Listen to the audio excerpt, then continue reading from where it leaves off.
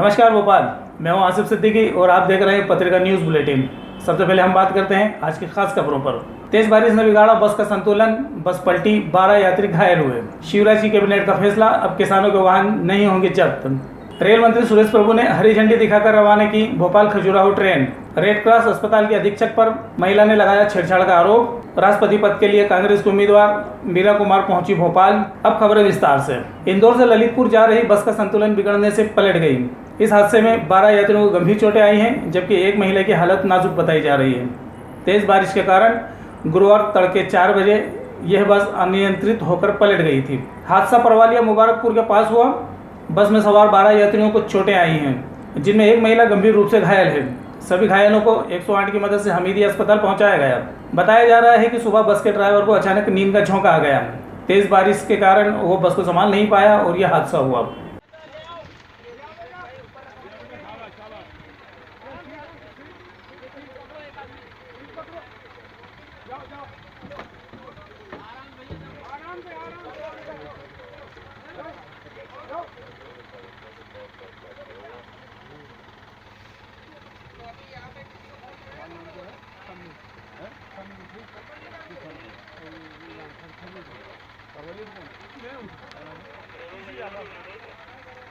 गुरुवार को आयोजित हुई कैबिनेट की एक महत्वपूर्ण बैठक में कई निर्णय लिए गए।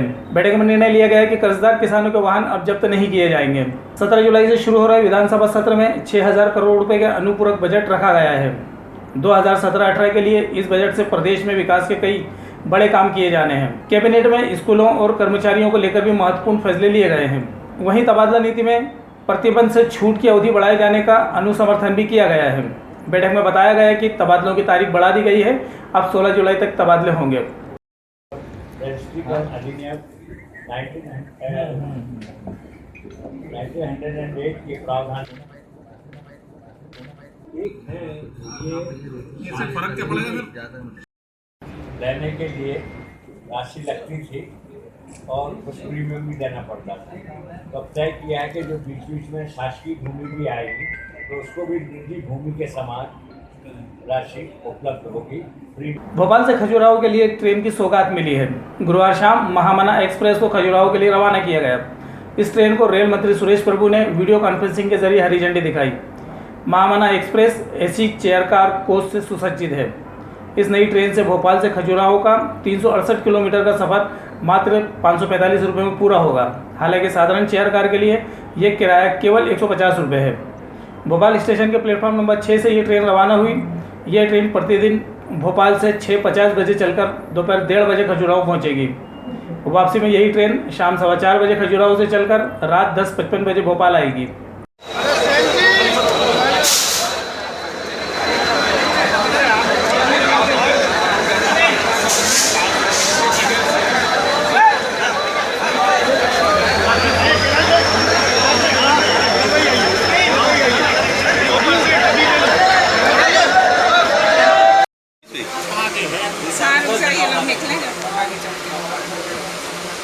अस्पताल में इलाज कराने पहुंची एक महिला ने डॉक्टर पर छेड़छाड़ के आरोप लगाए हैं। महिला के अनुसार जब वे डॉक्टर के कक्ष में पहुंची तो डॉक्टर ने दरवाज़ा बंद कर लिया और महिला के साथ छेड़छाड़ करने लगा।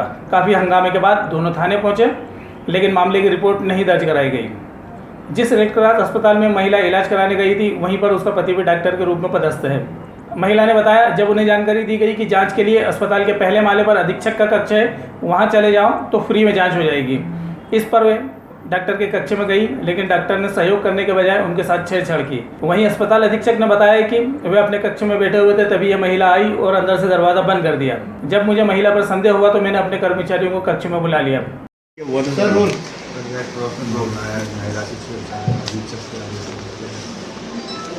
ये थाना अभिगम क्षेत्र में रेड क्रॉस हॉस्पिटल है, तो वहाँ से अभी एक महिला पहले थाने आई थी। फिर वहाँ से डॉक्टर्स भी यहाँ पर आए। अभी जो प्राथमिक जानकारी उन्होंने दी है तो सोनल वर्मा करके महिला हैं, उनका ऐसा बताना है कि वो रेड क्रॉस हॉस्पिटल गई थी और उन्होंने तो चेकअप कराया। उसके बाद में टेस्ट कराना था उनको, और टेस्ट कराने के लिए उनको पता नहीं था कि कहाँ पर टेस्ट होता है। तो वो ऊपर गई और किसी ने उनको बताया कि डॉक्टर शर्मा के पास में अगर फ्री कराना है तो वहाँ चले जाइए। तो डॉक्टर शर्मा के पास गई और इनका ऐसा कहना है कि डॉक्टर शर्मा ने उनसे कहा कि आप गेट बंद कर दीजिए। तो गेट महिला ने बंद किया और उसके बाद में उन्होंने हाथ पकड़ा है और बात करने लगे तो इस पर उनका हमला किया और गेट खोला। और ये उनका महिला का ऐसा बताना है। महिला के पति जो है वहीं पर उसी हॉस्पिटल में डॉक्टर है MBBS, और सुपरिटेंडेंट जो है वो डॉक्टर सुशील चंद शर्मा है।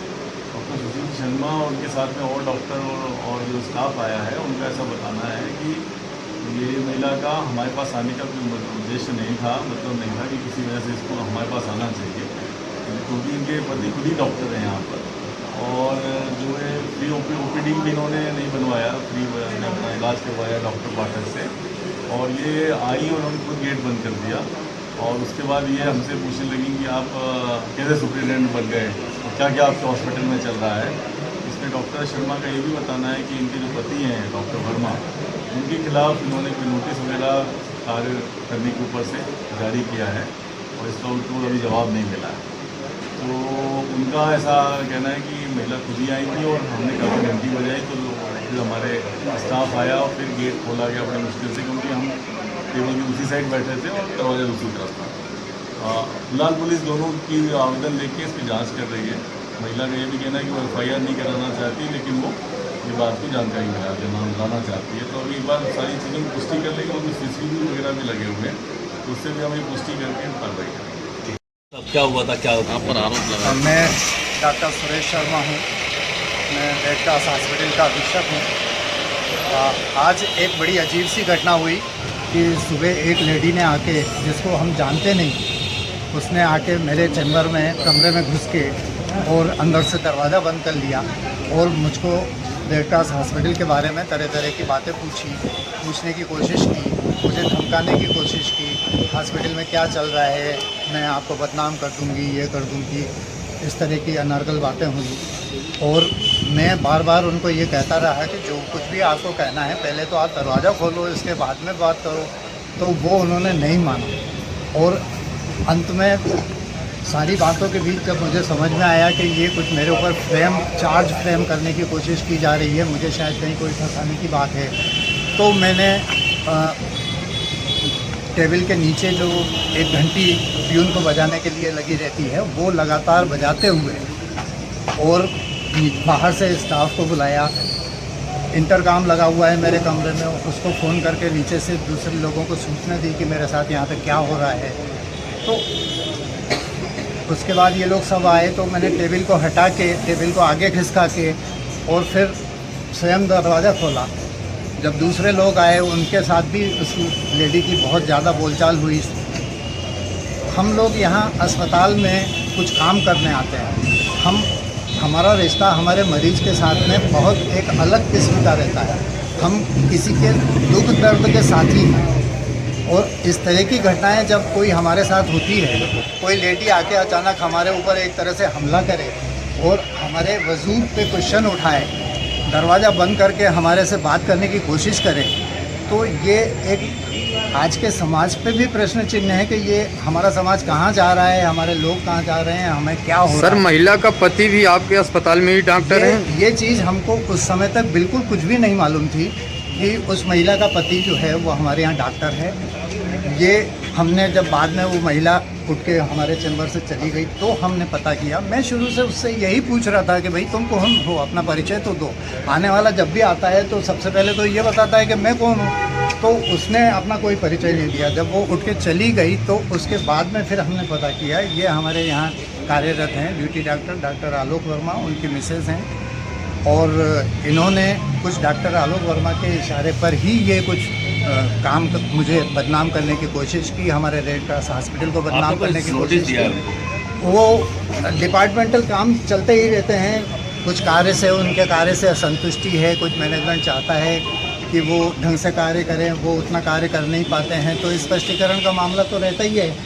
तो उसमें शायद कुछ हुआ है, हालांकि मुझसे उनकी कोई बोलचाल नहीं हुई, कभी कोई ऐसा किस्सा नहीं हुआ जिससे कि कोई दुश्मनी मालूम पड़े। लेकिन फिर भी वो चूँकि उनकी मिसेज़ हैं तो मुझे ये समझ में ही नहीं आ रहा है कि उन्होंने ऐसा क्यों किया, कैसे होता है, ये डॉक्टर को ही क्यों टारगेट बनाया जाता है। सबसे बड़ी बात यह है कि आपके अस्पताल में कोई भी आ जाए और आपको हाथ पकड़ के या आपका कॉलर पकड़ के बोले कि मैं आपको पुलिस में रिपोर्ट कर दूंगी, मैं मीडिया को बुला लूंगी, मैं ये कर दूंगी। तो मैं समझता हूँ कि मीडिया वालों को भी इस बात पे थोड़ा सा अलर्टनेस लाना चाहिए कि हमारे समाज की युवतियाँ, लड़कियाँ, औरतें कहाँ जा रही हैं, हमारा कोई मॉरल कैरेक्टर है या नहीं है। सर क्या आपके केबिन में सीसीटीवी कैमरे या कुछ? मेरे सीसीटीवी कैमरा मेरे केबिन के अंदर नहीं है, बाहर है। सर क्या जानकारी लेना चाहिए थी महिला आपसे? ऐसी कौन सी जानकारी थी जो बात अस्पताल के बारे में विभिन्न बातें पूछ रही थी कि उस मरीज का इलाज कैसे हुआ, उसका। कांग्रेस की ओर से राष्ट्रपति पद की उम्मीदवार मीरा कुमार गुरुवार को भोपाल पहुंची तो वे राजा भोज एयरपोर्ट से पीसीसी कार्यालय पहुंची। आपको बताते चले कि मीरा कुमार को भारत की पहली महिला लोकसभा अध्यक्ष बनने का गौरव भी प्राप्त है। कॉटन सिल्क की हरी साड़ी पहने मीरा कुमार ने अपनी सौम्य मुस्कुराहट से सभी को अभिभूत किया। पीसीसी कार्यालय पहुंचकर उन्होंने कांग्रेस विधायकों और नेताओं को संबोधित किया। इस मौके पर अखिल भारतीय कांग्रेस कमेटी के महासचिव एवं प्रदेश प्रभारी मोहन प्रकाश, प्रदेश कांग्रेस अध्यक्ष अरुण यादव एवं नेता प्रतिपक्ष अजय सिंह शामिल हुए। साथ में प्रदेश में बहुजन समाज पार्टी के विधायक भी पीसीसी कार्यालय पहुंचे। जैसा कि सर्वविदित है, करीब 10-12 दिन पहले एक अत्यंत महत्वपूर्ण घटना घटी देश के राजनीतिक पटल पर। 17 विपक्ष के मुख्य दलों ने श्रीमती सोनिया गांधी कांग्रेस अध्यक्षा की अध्यक्षता में बैठक करके सर्वसम्मति से 2 निर्णय लिए। पहला निर्णय ये था कि इस राष्ट्रपति चुनाव को विचारधारा के आधार पर लड़ा जाए, और दूसरा निर्णय ये था कि इस चुनाव में मुझे प्रत्याशी बनाया जाए। मैं उनकी आभारी हूँ, शुक्रगुजार हूँ कि उन्होंने मुझे इतना सम्मान दिया,